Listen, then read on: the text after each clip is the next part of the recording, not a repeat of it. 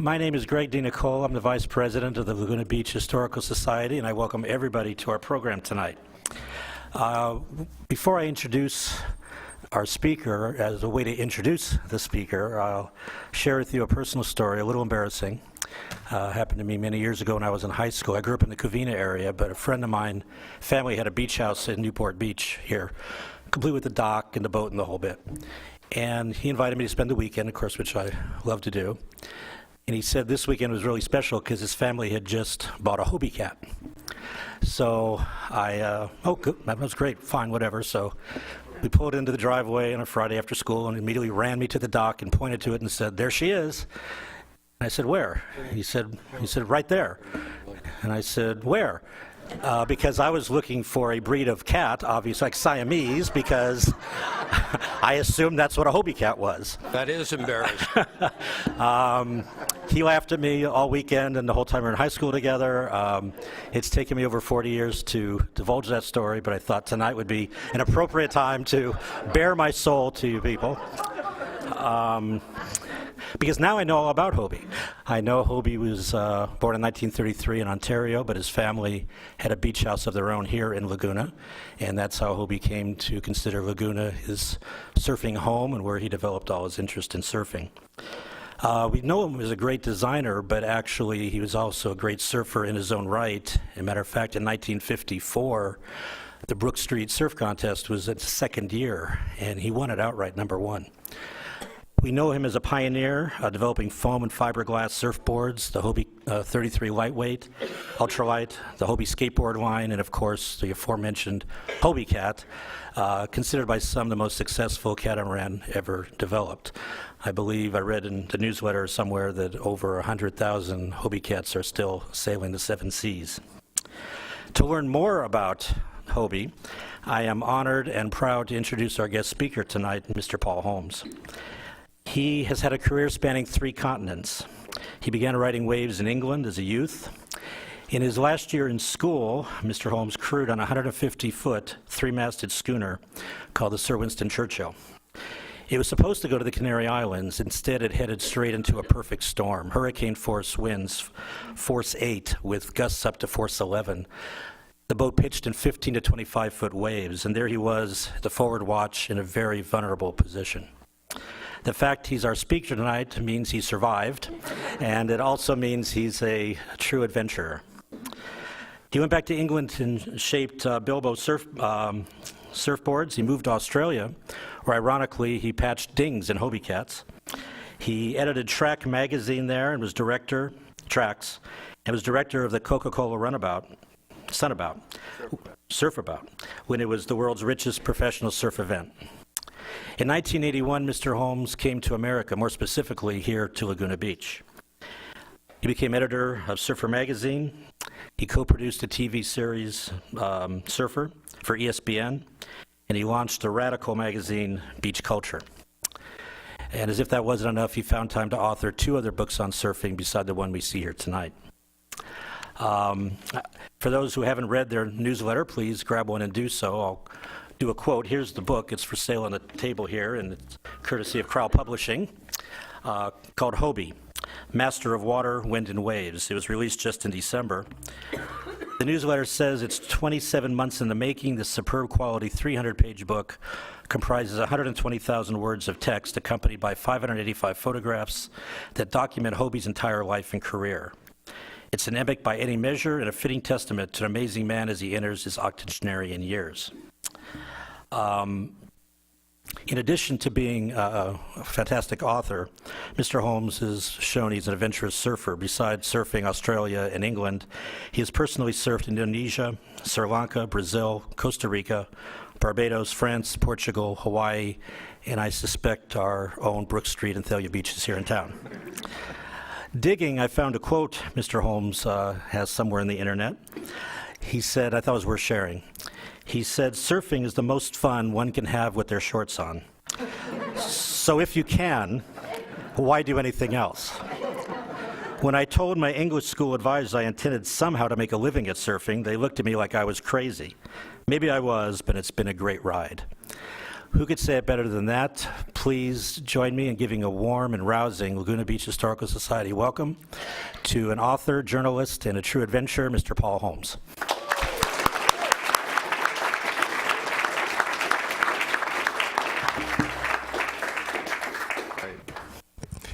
Well, thank you very much for that introduction. That really kind of talked me up. I thought I was here to talk about a great man, Hobie Alter. And instead, all of a sudden, I feel like the star of the show. But, I am here really to talk about Hobie Alter. Greg was right. I have lived in Laguna Beach since 1981, when I first came to the United States. And fell in love with this town as soon as I saw it. I've never left, although I've traveled extensively in between times.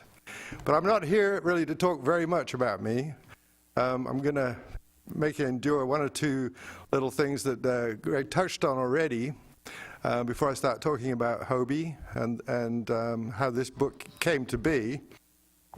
Are we ready to begin, Gene? Please. Okay. So let's see here. Where am I? Oh, the laptop.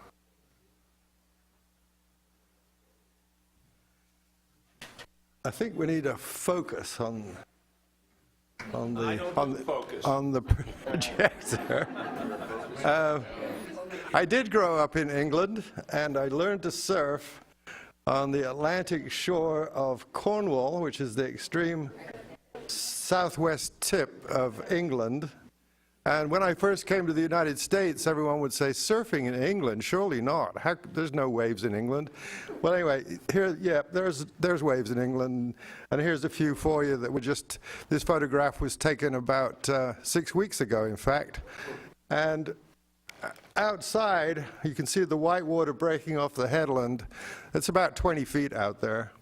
And the waves on the inside here are between 6 and 10 feet. So there's plenty of surf in England at certain times of the year. And that's where I grew up surfing in the very early 60s. And in fact, here's a picture of me. I'm the guy on the right there in 1968. It was just at the start of the so-called shortboard revolution, and as you can see, I've already got one. I was a little bit ahead of the curve. The fellow that took the picture of the big waves you just saw earlier, Roger Mansfield, who's standing to my left there, he was the British national junior champion at that time, and he took the picture that you just saw. So it remains a small world. After I moved to Australia, I started writing a little bit for surf magazines down there. And I was working in the surfboard building business for Keo Surfboards, who were also the Hobie Cat licensee in Australia. So we were sailing Hobie Cats for fun. As Greg mentioned, I earned a little bit of extra cash when I wasn't shaping surfboards by patching dings in the Hobie Cats, which was probably better paid than shaping surfboards, actually. Among the stories I wrote was this cover story for Trax magazine. Is surfboard building a health hazard? There are certain aspects of surfboard building which are risky unless you take precautions. It was a pretty popular article. That's me on the cover wearing all my gear.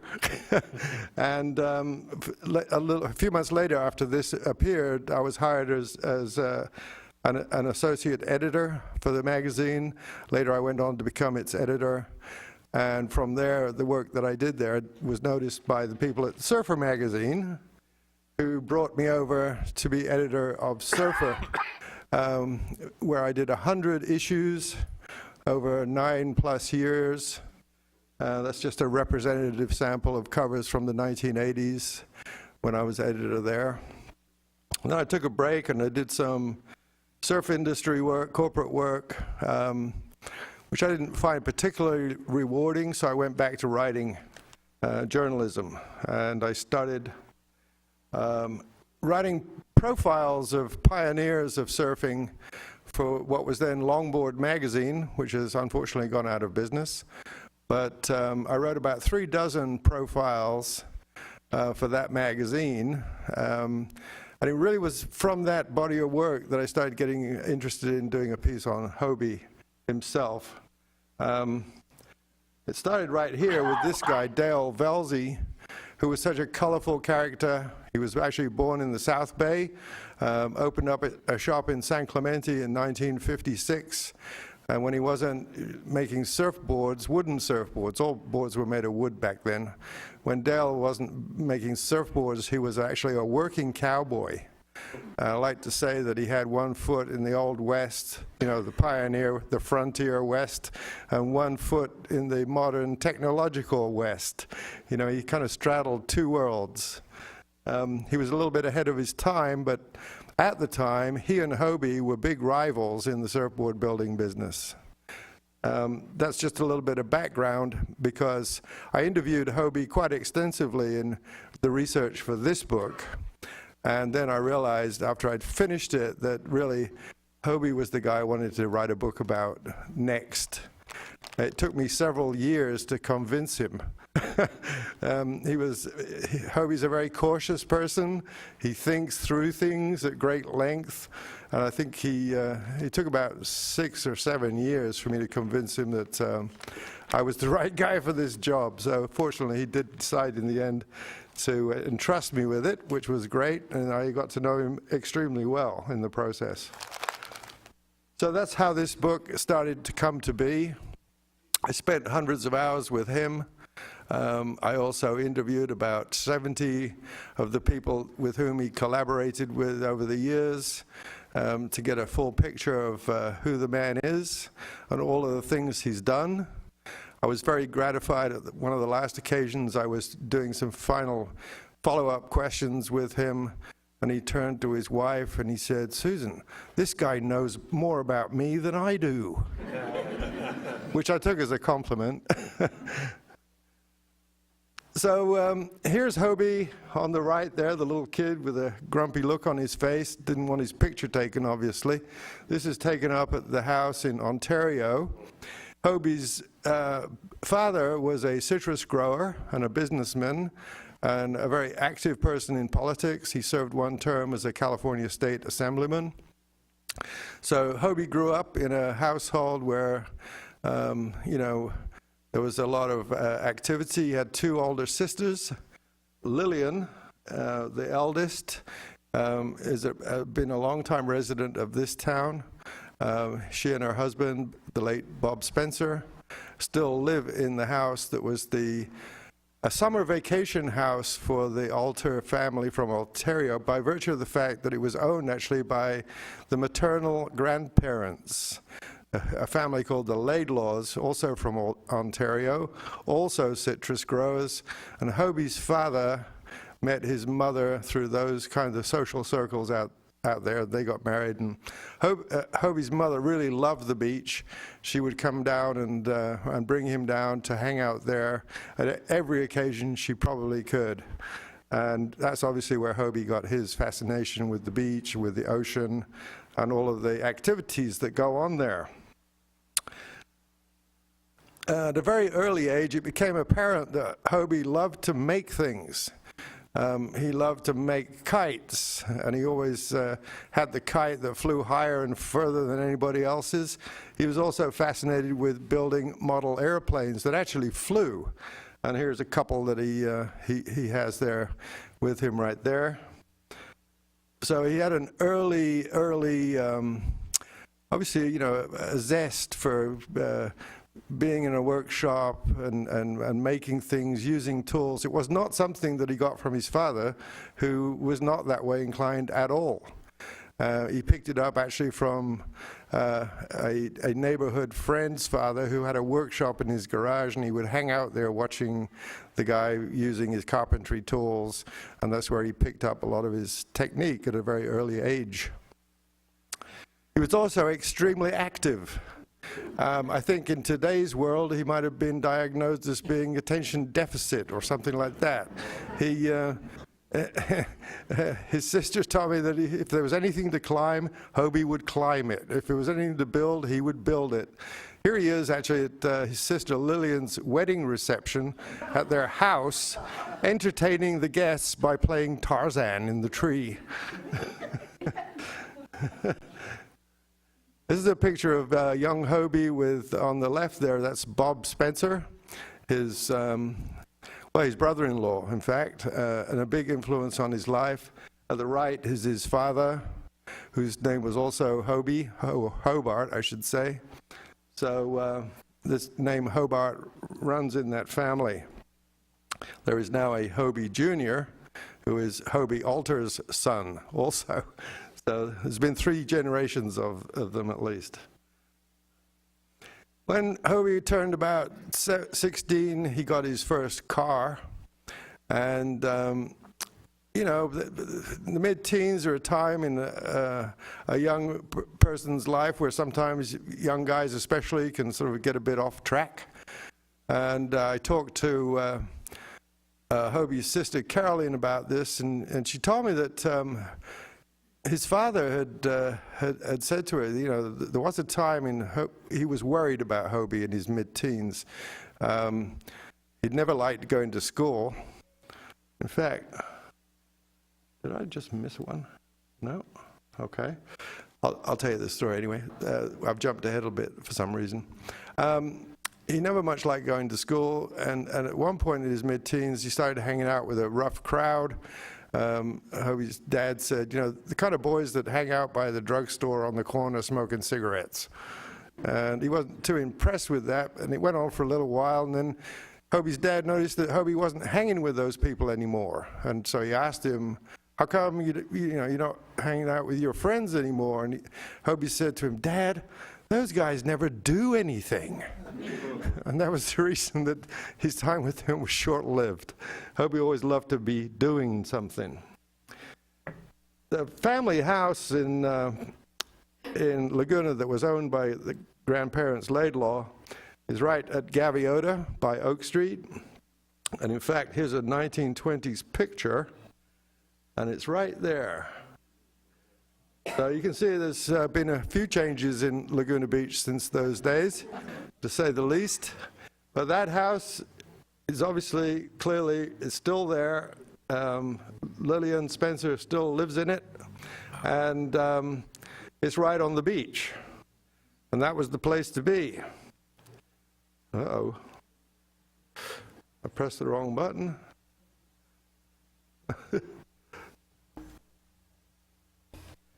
Here's Hobie at about 6 years old on the beach, right there at Oak Street. And there's significance in this fishing pole and the fish that he caught. Because Hobie was so reluctant to go to school that his father bribed him with that fishing pole to make him go. And he said, Hobie, if you'll go to school, I'll buy you a fishing pole. And Hobie said, yep, okay. So Hobie went to school, and he got his fishing pole, and he pretty much put it to good use right from the start, as you can see. There's the evidence. This is him a little later on, surfing at Oak Street. This is still in the area of wooden boards. He learned to surf in the late 40s. By 1950, he was pretty good at it. And he asked a gentleman by the name of Walter Hoffman, whose company was Hoffman California Fabrics, that made Aloha print fabrics for the garment industry. And he asked Walter Hoffman, who was an expert, to show him how to make a surfboard. And he quickly took that knowledge and put it to good use. Here he is at the garage at the Oak Street house, or Gaviota house. That's the garage right there behind him. And those are lengths of balsa wood that Hobie was taking to make into surfboards. Now, you don't have to have a lot of imagination to see that making a surfboard out of planks of wood like that requires a lot of labor, and it sure did in those days. It was extremely labor intensive. But by 1950, he was in business as an 18-year-old. He was making surfboards and selling them to people locally. And there's the house with a few of his products leaning against the front porch. The house, like I said, is still there. And his original logo was an ink stamp, that once he'd made the wooden board, he would put the ink stamp with the Hobie logo on it before fiberglassing it. Greg had mentioned earlier about the Brook Street contest. This is actually the very first Brook Street contest. Hobie was instrumental in putting that event together. He was the guy that came down here to City Hall and convinced the powers to be to issue a permit for this annual surfing contest. And in fact, this contest at Brook Street is now the longest running surfing contest in the entire world. All of those boards that were being surfed in this particular event were all made by Hobie. Eventually, it became time for him to wave goodbye to this particular location for making boards. His father had got a little bit fed up with having all the shavings in the garage and the drops of resin on the floor and all of that kind of stuff. And furthermore, it was pretty clear Hobie was not going to be going on to college or university. He was too hands-on of a person for that academic life. So Hobie's father, in his wisdom, convinced him that he should go into surfboard building full-time, which was a pretty adventurous kind of point of view in the mid-50s. There wasn't a lot of business to be done, but there were no commercial surfboard builders either. So I think Hobie's dad saw there might be an opportunity building here, and he felt like his son obviously had an affinity for it, so he helped him get set up in business. And to do that, they bought a plot of land in Dana Point on Coast Highway, and they custom built, or Hobie designed this building, and they custom built the first commercial surfboard building operation in this entire area. And that's it, Hobie Surfboards on Coast Highway in Dana Point. It is now the location of Chronic Tacos. Like I said, labor intensive doesn't hardly even describe it. Hobie was quick to come up with innovative ideas about how to streamline the process. What you're looking at here is a rotating four-way glue jig. So he would take all of his balsa wood pieces, run them through the joiner, stick them in here with glue, tighten this thing up with impact wrenches, and then move on and do another one. So he could do 4 at a time instead of 1 at a time. And by the time he'd gotten through putting all 4 together, the first one was ready to take out and actually get to work shaping a board. Even then, the work wasn't over, because what you're dealing with here is a rectangular plank of wood, 10 feet long, 24 inches wide, 5 inches thick, from which you have to carve a hydrodynamic planing machine. So the amount of work was just amazing, and the amount of shavings and offcuts was also prodigious. In 1958, Hobie decided that surfboard building could not thrive and prosper being dependent upon balsa wood from Ecuador. He was very concerned, even though he was still a very young man, that any number of glitches could occur that might dry up the supply of balsa and bang, no surfboards for summer. So he set about talking to different people, his resin supplier particularly, about maybe an alternative to balsa wood. And he came up with that alternative in the form of polyurethane foam. And he and an assistant of his, Gordon Clark, known as Grubby, developed the foaming process. And at first, Hobie had the exclusive on this. And And in 1958, he stopped making balsa wood surfboards altogether and turned the whole operation over to making polyurethane foam and fiberglass, of course, surfboards. And in large part, those materials remained unchanged for 50 years. In fact, they're still making surfboards out of polyurethane foam and fiberglass today, although there are other kinds of foam being used as well. And so Hobie was a real pioneer in materials, in techniques, in innovative tool making from a very early age.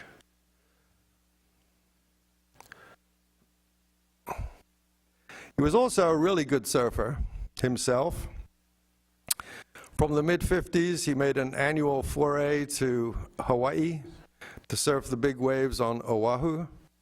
Here he is surfing, that's him on the right-hand side, surfing at Makaha on the west side of Oahu, keeping a wary eye on the guy that's about to fall on his head by the looks of things. And he was also not just a big wave rider, but a really good tandem surfer. Tandem surfing was a big, big deal back in this time, late 50s, early 60s. And when I asked Hobie about why he took such an interest in tandem surfing, he said, well, first of all, it's fun. Well, I guess it would be. But second of all, you know, if you win a surfing contest, he told me, nobody cares. But if you win a tandem contest, you probably get your picture in the paper and your name spelled right, and people know who you are. So, you know, it wasn't just the activity. He had a sense of marketing and promotions right there that told him being in a tandem contest was more valuable to him as a surfboard maker than just being in a surfing contest. Over the years, the surfboard business that Hobie established, Hobie Surfboards, really prospered. And he ended up collaborating with a lot of famous people over the years. Here he is with Phil Edwards, with whom he had a working relationship that spanned decades. They'd not only worked together on the surfboards, but also on the boats later on. And in this particular photo, they're discussing an innovative way to make and promote and market surfboards. Phil Edwards was a really famous surfer. In 1963, he was Surfer Magazine's Surfer of the Year. He was widely regarded as the best in the world. So Hobie and he decided the way they could sell a lot of surfboards were to come out with the Phil Edwards signature model. And this was a completely new way of surfboards to be promoted. Signature models are now standard throughout the industry and have been for decades, but the Phil Edwards signature model, released in 1963-64, was the first of its kind. That's the now famous logo, and that's the Phil Edwards signature on it. All of those boards were serial numbered, of course. All of Hobie's boards were. And they had a signature set up in the stringers, redwood stringers, which is the two wooden stripes you can see there between the foam. In 1965, Hobie started experimenting with skateboards. And he developed a style of skateboard which was superior to most of which were available. And one day, he had a call from the gentleman standing here in the suit, who is Baron Hilton of the Hilton Hotel fame. And at that time, Baron Hilton lived on the beach at Santa Monica, and he had young children. They're there in the picture, who were also keen on skateboards at that time. Baron Hilton also owned Vitapact orange juice. And his sons, Davy and Stevie Hilton, had convinced their father that it would be a good thing for Vitapact to make a skateboard because all the kids were into it. Baron Hilton called Hobie and said, come up here and let's have a meeting. And that's actually what you see in this historic picture. It's Hobie demonstrating his skateboard to Baron Hilton as Stevie and Davy Hilton look on. And indeed, the two men did go into business together to produce the Hobie Super Surfer skateboard by Vitapact. And during 1965-66, they sold hundreds and hundreds of thousands of them. By the late 60s, Hobie had turned his attention to something new, catamaran sailing. He'd first got a taste of it in Hawaii in the mid-50s, sailing aboard Woody Brown's boat, Manukai. And this had stayed with him over the years, and by the late 60s, he was ready to start making his own. The first boat that he made was the Hobie 14, so-called because it was 14 feet long. Here he is sailing it just off Dana Point. And the surfers all loved it because you could sail the Hobie Cat through the surf.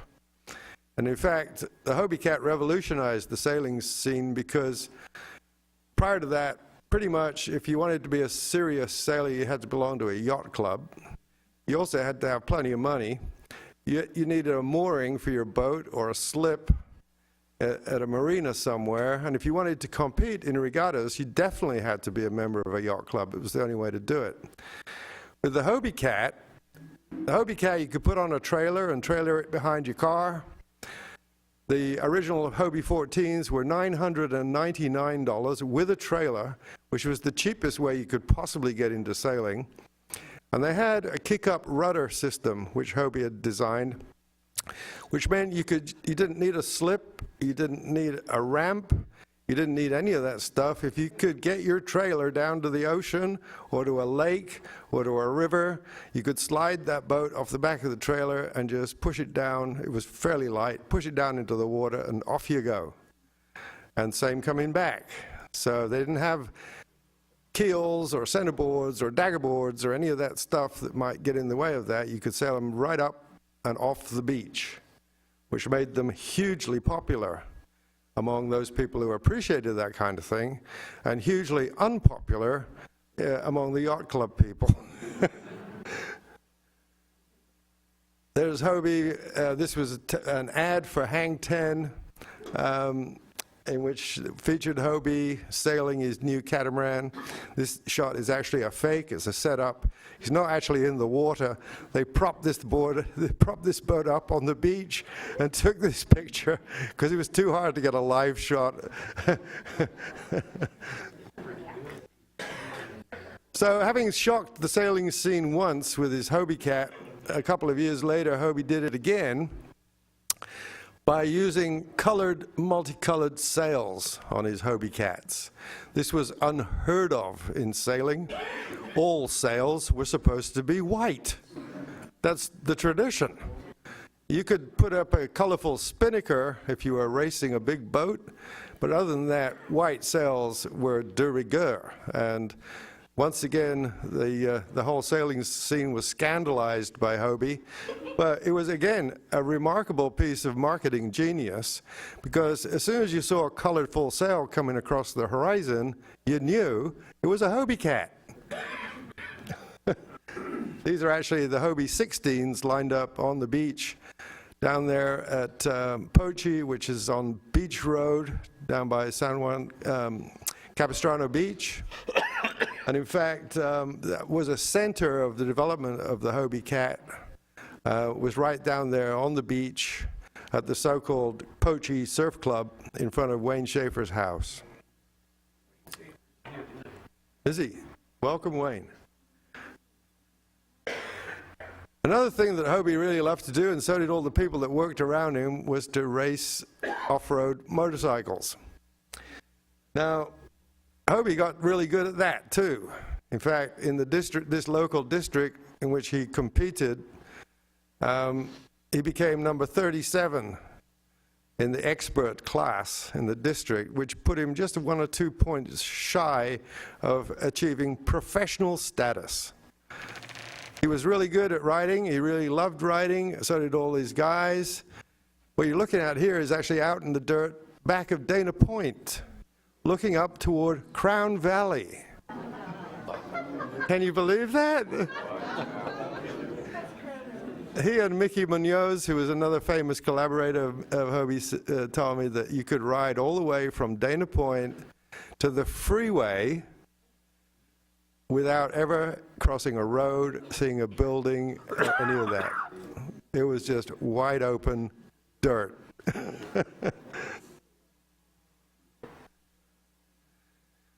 Mid-70s, he was at it again. Another interest, a rekindled interest, if you like, with his childhood obsession with making airplanes. He designed the Hobie Hawk, a remote-controlled glider with an 8 or 10-foot wingspan. There he is on the cover of Model Airplane News. And it's hard to read that cover blur, but basically they're saying this is the best thing since sliced bread in the air. Hobie Hawk was enormously successful, again, generated its own competition circuit around the country. It was one of Hobie's favorite maxims was always, and still is, build 'em a toy and a game to play with it. And he did that with surfing and surf contests, with the catamarans and the class association and the local, regional, national, international, and world regattas. And that too. So he was really a remarkable, and is a remarkable genius, a figure, you know, the follow-through, not just making the product, but also providing a way for it to be enjoyed. And a social scene surrounding those things too. That was always very important. Finally, he did many more things. I mean, I could keep you here all night talking about his apparel licensing, his sunglasses line, his foray into the apparel industry, his connection with Ocean Pacific, or OP, in which he was a silent partner right from the get-go, which most people do not know, even to this day.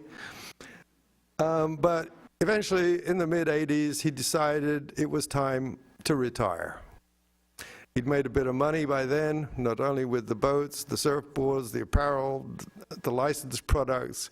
He dabbled in some commercial real estate and put together a little nest egg, and he decided that he was going to call it quits personally, even though the businesses would live on without his direct hands-on help.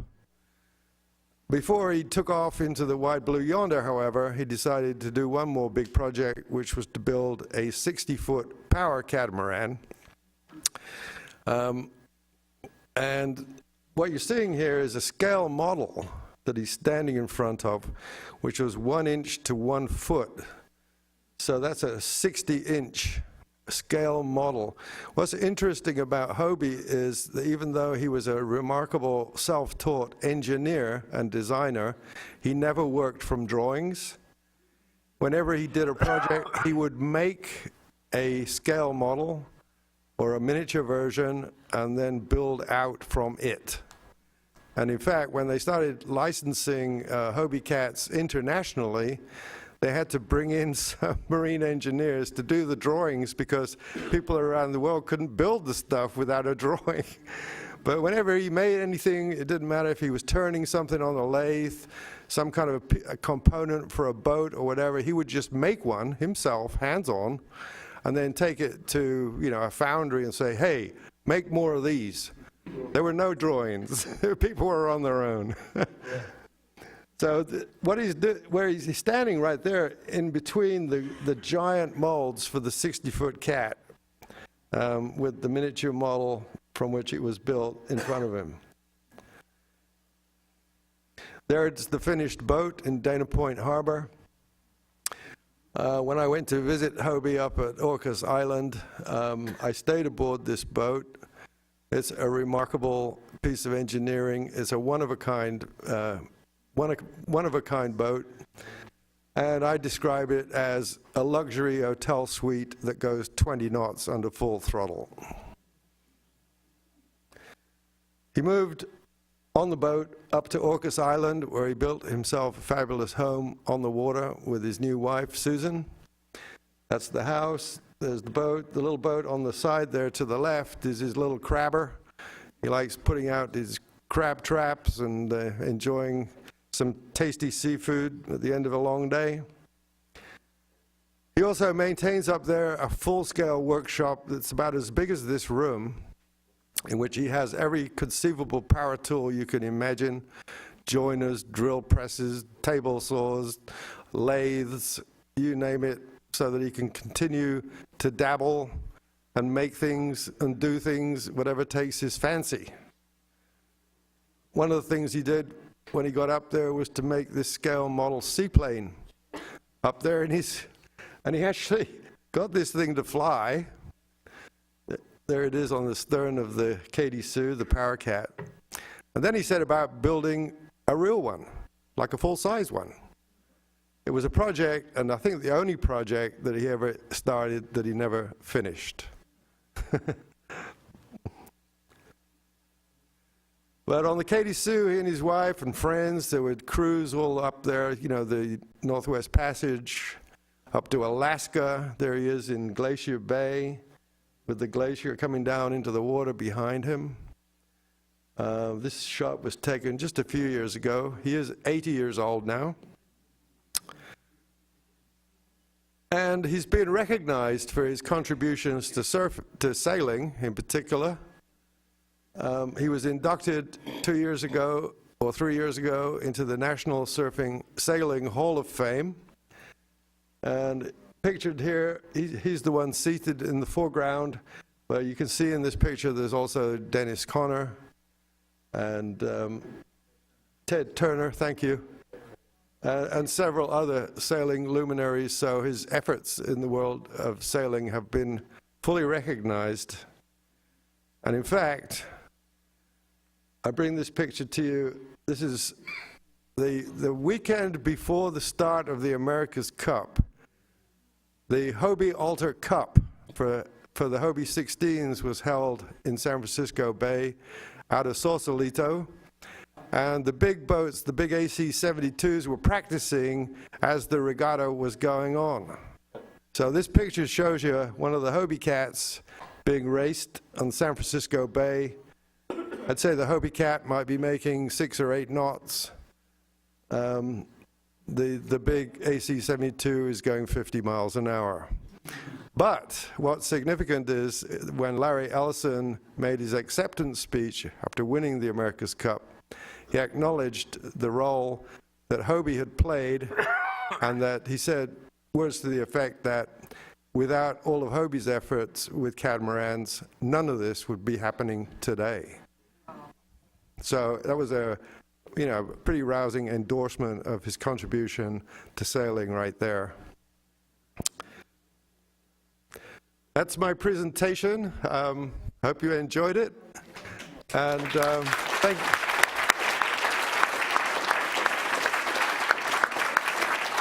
I would just like to conclude by thanking Gene Felder for inviting me to come and do this tonight with the Laguna Beach Historical Society. It's been my great pleasure. Thank you.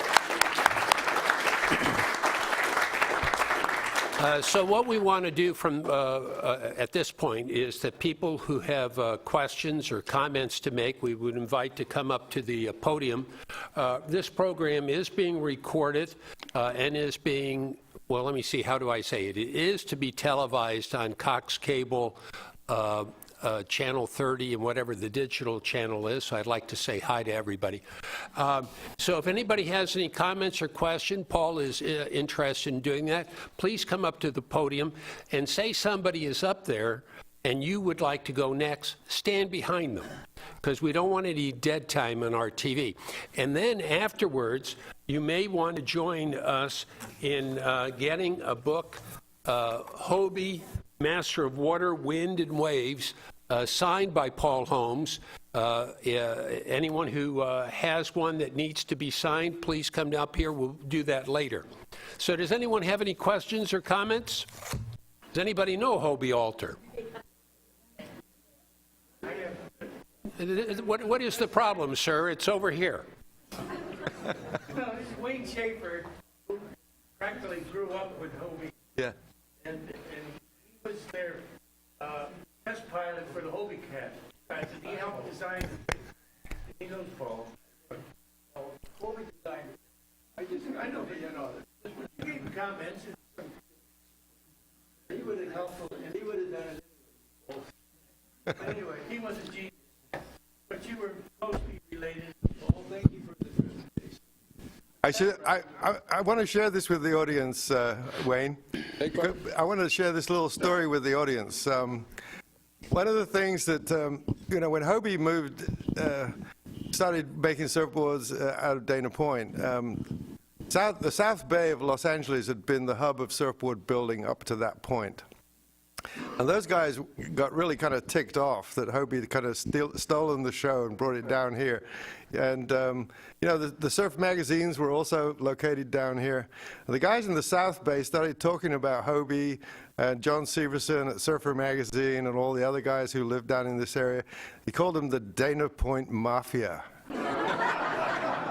And actually, so much of what Hobie did with the surfboards and catamarans took place right there at Wayne Schaefer's house or adjacent to Wayne Schaefer's house on Beach Road, that in the book I said, if there really had been a Dana Point Mafia, Wayne Schaefer's honorific would have been Don. Well, I don't know if that's a compliment or not, but I'll take it. But anyhow, it was a wonderful experience in my life, and was amazing to me is Hobie moved the whole world in sailing. And he deserves anything, like Larry Ellison said. I don't know if it would be like that if he hadn't been for Hobie. And one of the things that almost all the surfboard shapers at that time were chasing him. He was leading the pack, and he loved to compete.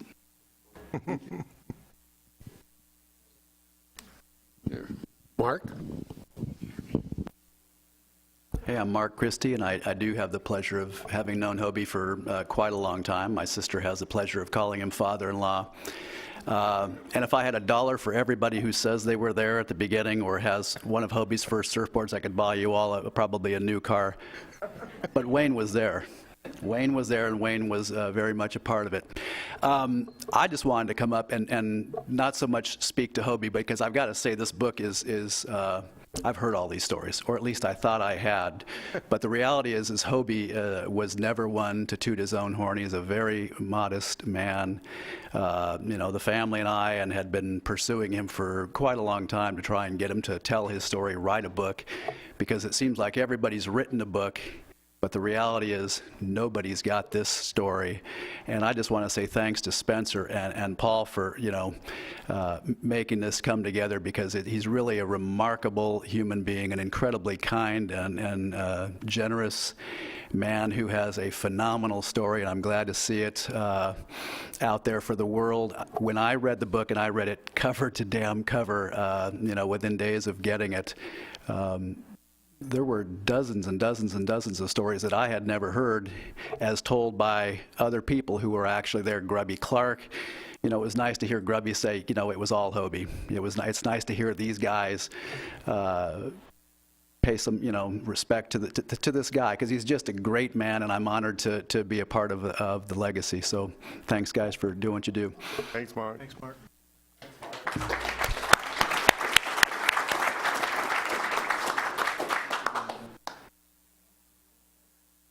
Yeah, actually, pursuant to that, I think Mark makes a really good point. In all of the months where I was working on this book, I kept waiting for, the zinger. I was waiting for, sooner or later I was expecting there had to be some bad story was going to turn up about Hobie, some bad business deal that somebody got the wrong end of, somebody who sued him for something, something that went sour somewhere along the line.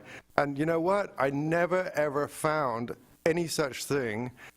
Nobody had anything but good to say about the guy. I never came across anybody who was like a disgruntled ex-employee or any of that. And in the end, I said to Hobie toward the end, as we were about to produce the book, I said, Hobie, look, tell me, if there's something, lurking out there, tell me now, so that I don't find out about it later after the book comes out. And he said, you'd better talk to my attorney. So I said, well, you better call your attorney because you can't talk to me, without breaching, client-attorney privilege. His attorney happened to be his nephew, Gary Spencer. And so he said, yeah, call Gary. I'm going to call him. I'll call him, and then you call him. Call Gary Spencer. He knows where all the skeletons are in the closet. And I went, uh-oh, here we go. So I called Gary and said, come on, Gary, you got to spill the beans. Hobie's told me you know where all the skeletons are in the closet. And he went, what? Nothing ever happened. Hey, why isn't anybody in line? Because you're first. Well, thanks for inviting me. Sure. Remember me? I do. I met you at the Spigot here the other night. I already planned to come here, but I remember Hobie from early 50s because I lived at 1044 Catalina in Coach Duggar's house before he lived there. And I used to go down there. I watched him with the bulls. I watched him carve surfboards. I'm the guy that, just the barefoot kid that watched, because that was my beach. Parlett was the lifeguard later, and you know what? He taught me how to flap my arm and make it snap. You know what? He's still one of my good buddies. But you know what? I just watched him make boards. I saw the whole story. I was nobody. I didn't surf very good. But you know what? When I went to Australia, I learned how. Double Island Point. I rode some 6-foot waves. I got tubed. Went to Jeffreys Bay. But Hobie was in my mind from a very young age. So was Grubby Clark. I used to go out there. Now the city owns that lot, but that was the foam. That was Clark foam. In the old days, they had one casket made out of concrete. That's right. I'm the only guy that knows where it is. I hope the Surf Heritage Museum got it when I told them where it was. Made out of concrete with rebar hinges, with a block and tackle pulley. Every longboard was made out of that casket. And that was down at the old barn down at, what's his name, Capo. Yeah. By the antique store. Lauren Harrison's barn. It was out in his field under the pepper tree.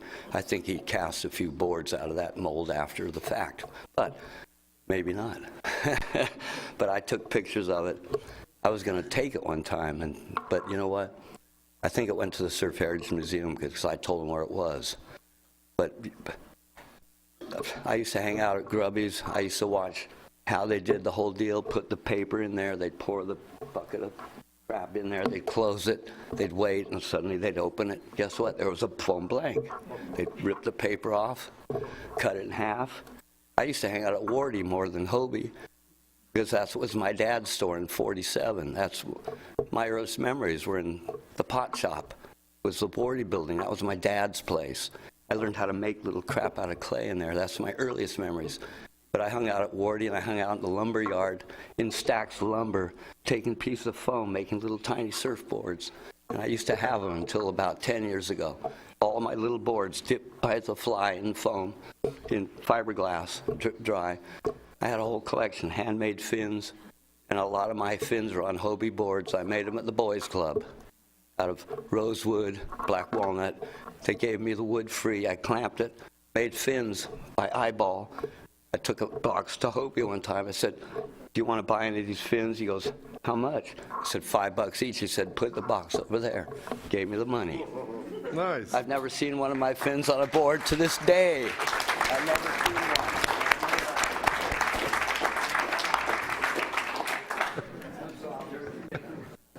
Great.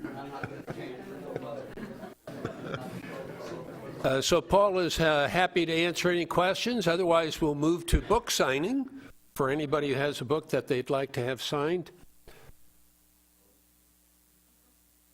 I don't have a question, but I wanted to just say, I'm not a surfer.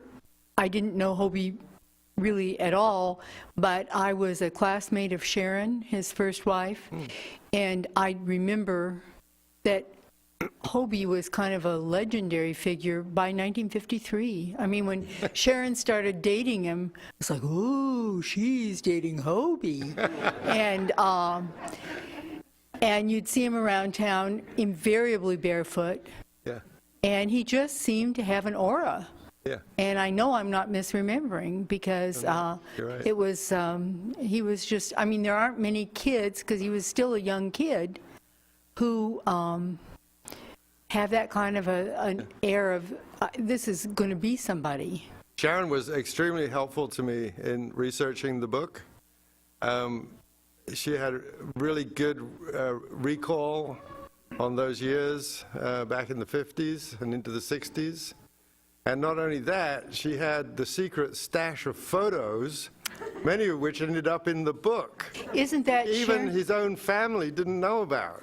Isn't that Sharon in that tandem picture? It's not actually, no. Oh, That's I someone thought else. it was the haircut. Yeah, I thought it was too when I first thought that. But thank you for that, yeah. Paul, I have a question about, you mentioned he just turned 80. You showed his home. Is he, as far as you know, still active? Is he sailing that boat currently, and is he still active up there? Actually, he and his current wife, Susan, spend the summers up at Orcas Island, and they spend the winters down here in Palm Desert. Oh, okay. So he's also a golf fanatic. Yeah, there's a story in the book about his being a golf fanatic. Basically, when they moved to their house in Palm Desert, Hobie played the golf course there a few times, and then he said, some of these tees are just too long, you know. If you're Arnold Palmer, he was the guy that designed the course. If you're Arnold Palmer, this might be okay, but just for your regular Joe, it's just too hard. So they need to shorten some of these tees. So next thing you know, he's got a surveyor team out there, surveying the golf course. He replans it. He submits his new design to the committee and to the golf pro, and sure enough, they changed the course.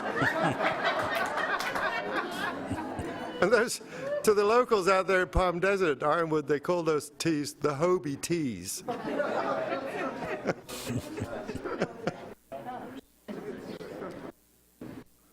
Any other questions or comments for Paul or about Hobie or anything else from the audience? Paul, thank you so very much. I agree with Gene. Maybe come on down to the book signing. It was fantastic.